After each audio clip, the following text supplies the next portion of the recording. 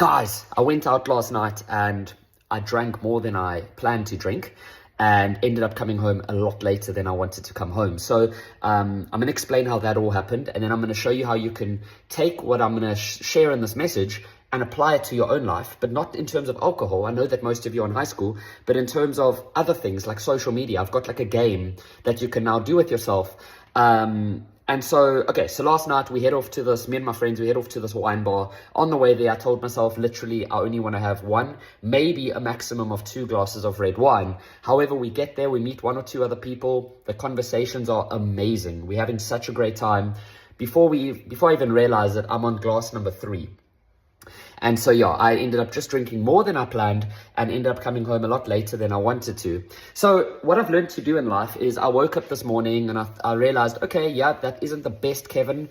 What do we learn from this? It's not about beating yourself up. In life, it's always about making a mistake and then learning from it so that you have a less likely chance of making that mistake again in the future. Knowing that you're not perfect, you might mess it up again, but at least you are putting systems in place into your life that will allow you or prevent it from, or having a much less chance of happening again. So for me, and I'm going to tie this back to you and, for example, your social media usage right now. For me, it's now, when I go out from now on, I've got a little system that I'm going to use, which involves my alarm clock on my phone, and only allowed to have a drink when that alarm clock has gone down. So it's naturally going to become like a game, and I'm going to be able to be more aware of my surroundings and what's going on.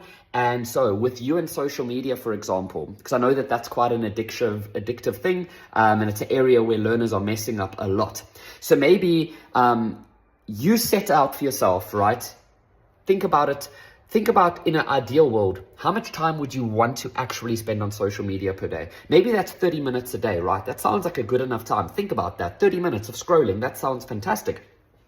But we often do a lot more. So what you can then do is you only allow yourself to go on social media once per day, and you put an alarm clock on your phone, and you put a 30-minute timer, and you give yourself that 30 minutes. You allow yourself to have that 30 minutes, and you enjoy it.